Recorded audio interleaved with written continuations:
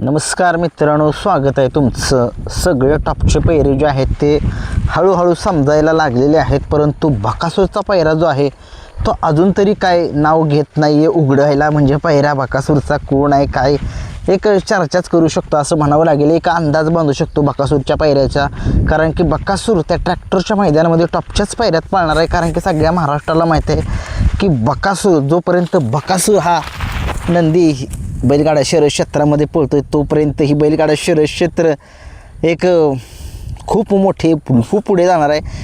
कारण की सगळ्यांना माहीत आहे ज्यावेळेस तो असतो मैदानामध्ये ना त्यावेळेस मजाच येते. आणि तुम्हाला माहितीच आहे की बकासूरचा पैरा कोण असू शकतो. हळूहळू पैरे उलगाडायला लागलेले आहेत. एक आपण अंदाज सांगत होतो, परंतु आता तुम्हाला माहिती आहे टॉपचीच गाडी पाळणार आहे लखनची आणि ह्याची भुंगाची. आणि या जोडीला रोखणं अत्यंत कठीण होईल, परंतु सगळे आपण म्हणतो आहे की त्या जोडीला रोखणं कठीण होईल, पण बकासूरला बी रोखणं कठीण आहे. कारण की त्या या बैलगाडा शर्यतीचा सगळ्यात अनुभवी जर असेल तर तो बकासूरच आहे. आणि उद्या म्हणतो आहे 22 तारखेला बकासूरची चर्चा करूया की कोण असू शकतो बकासूरचा पैरा त्या ठिकाणी. आपण तर वारंवार चर्चा करतो आहे, परंतु काय होते नाव प्रत्येक बैलाचं एकमेकांच्या पैऱ्यामध्ये जोडलं जाते. कोण वाटते चिक्या कारुंडेकरांचा चिक्या एक बकासूरसोबत पळू शकतो. या जोडीचं रेकॉर्ड खूप चांगलं आहे.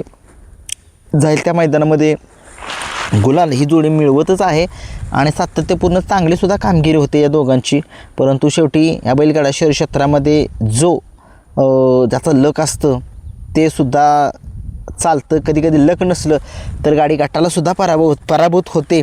परंतु बघूया 22 तारखेलाच समजेल बकासूरचा कोण असेल पैरा. बकासूरला अत्यंत रोखणं कठीण होईल, कारण की बकासूर सगळ्यांना माहिती आहे की तो गुलालाचा बेताज बादशाह आहे. 12 वेळा हिंद केसरी आहे आणि त्याला माहिती आहे मोठ्या मैदानामध्ये कसं पळायचं. आणि मामांनासुद्धा माहिती आहे की मोठ्या मैदानामध्ये त्याचा पैरा कशा पद्धतीनंच करायचा. रान बघून पैरं होतात आणि ही रान जे आहे ते काळ्या मातीचं रान आहे. मी स्वतः मुलाखत त्या मैदानाची घेतलेली आहे, त्याच्यामुळे ते काळ्या मातीचं रान आहे म्हटल्यानंतर त्या ठिकाणी काळ्या मातीतच पाळणारा टॉपचाच नंदी पाहिजे.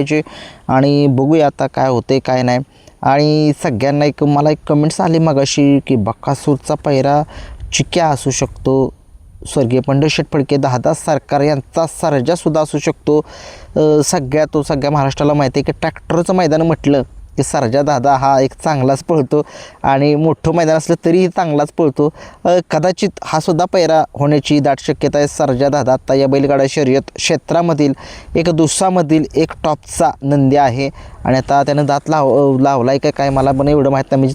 म्हणजे बैल झाला आहे काय दुशामधून कमेंट्स बॉक्समध्ये सांगू शकता. परंतु मला एक कॉन्फिडन्स आहे की बकासूरचा पैरा मामा टॉपचाच करणार आहेत. काळ्या मातीचं रान म्हटल्यानंतर काळ्या मातीतलाच एक चांगला पाळणारा बैल पाहिजे.